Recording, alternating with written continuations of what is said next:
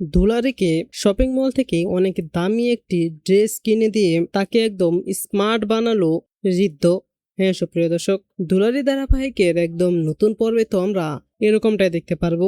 কিন্তু আপনারা সবাই এর বিস্তারিত দুলারির সকল আপডেটগুলো সবার আগে দেখতে চাইলে আমাদের এই চ্যানেলটিকে এখনই সাবস্ক্রাইব করে দিন। আমরা তো সবাই দেখতে পারবো যে শপিং মলে তো দুলারি আর ঋদ্ধ আটকা পড়ে যায়, কারণ তারা সময় মতো বের হতে পারেনি। আর তাই এবার ঋদ্ধ দুলারিকে বলে যে তুমি কোনো চিন্তা করো না, সকাল হলেই আমরা এখান থেকে বের হতে পারবো, কিন্তু তার আগে আমাদেরকে আজকের রাতটাকে এখানেই একসঙ্গে কাটাতে হবে। আর তখন এই কথা শুনে তো দুলারি অনেক ভয় পেয়ে যায় আর বলতে থাকে যে না না, এটা কোনোভাবেই হবে না। মা যদি একবার জানতে পারে না যে আমি আপনার সঙ্গে এখানে রাত কাটিয়েছি, তাহলে তো একদম আমার ঠ্যাং গুঁড়া করে আমার হাতে ধরিয়ে দিবে। আর তখন ঋদ্ধ বলে যে আরে তুমি শুধু শুধু টেনশন করছো, তোমার মা জানবে কি করে যে আমরা এখানে আটকে ছিলাম যদি তুমি নিজে না বলো। আর তারপর তারা সারা রাত সেখানে গল্প করতে থাকে। আর তখন ঋদ্ধ দুলারিকে জানায় যে এই যে দাদু নাতি নাতনির যে সম্পর্কগুলো আছে না, এগুলো না অনেক মিষ্টি হয়, অনেক সুন্দর হয়। আমার কাছে ওই সম্পর্কগুলো অনেক বেশি ভালো লাগে, কিন্তু আনফর্চুনেটলি আমার ভাগ্যে ওই রকম ভালোবাসা জুটেনি, কারণ আমার জন্মের আগে আমার দাদু আর ঠামি দুজনেই চলে গিয়েছিল।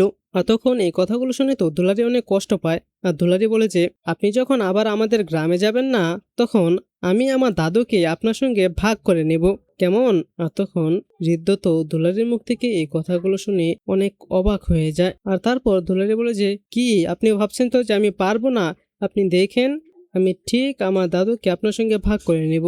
আর তখন ঋদ্ধ দুলারিকে বলতে থেকে যে আমি ওইটা ভাবছি না, আমি ভাবছি যে একটু আগে দুলারি ছিল যে মেঘাচ্ছন্ন আকাশের মতো, আর এখনকার দুলারি হলো রোদ ঝলমলে আকাশ, একদম পরিষ্কার, যার মনে কোনো ভয় ডর নেই।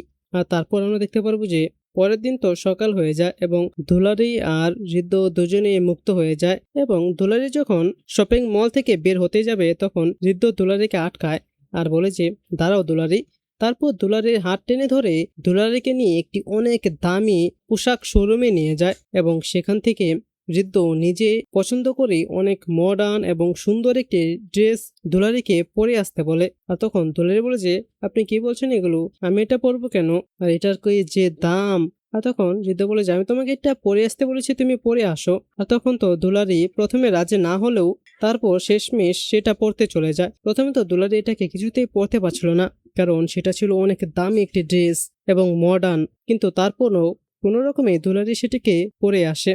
এবং দুলারিকে এই লুকে দেখে তো ঋদ্ধ একদম হতবাক হয়ে যায় যে সে কাকে দেখছে। একটু আগের দুলারির এখনকার দুলারির মধ্যে রাত দিন তফাৎ, কারণ দুলারিকে দেখতে তো একদম অনেক সুন্দর এবং গর্জিয়াস লাগছিল। আর তখন ঋদ্ধ দুলারির জন্য সে পোশাকটি কিনে দেয় আর বলে যে এখন থেকে তুমি এরকম পোশাকেই থাকবে, একদম আধুনিক এবং মডার্ন হয়ে। তোমাকে আমি পরিবর্তন করব যাতে ওই অনুসার আর কখনো তোমাকে গায়া বলতে না পারে। তো সুপ্রিয় দর্শক, কি মনে হয় আপনাদের, এরকমই যদি হয় তাহলে আপনাদের কেমন লাগবে? আপনারা সবাই খুশি হবেন তো? এবং আপনারা চান তো যে ঋদ্ধ দুলারির পাশে থেকে সবসময় দুলারিকে সাপোর্ট করুক? তো আপনারাও যদি এরকমটাই চেয়ে থাকেন তাহলে সেটি নিচে কমেন্টে জানিয়ে দিন। এবং এরকমই প্রতিদিনের আপডেটগুলো সবার আগে পেতে চাইলে এখনই আমাদের এই চ্যানেলটিকে সাবস্ক্রাইব করে দিন। ধন্যবাদ সবাইকে।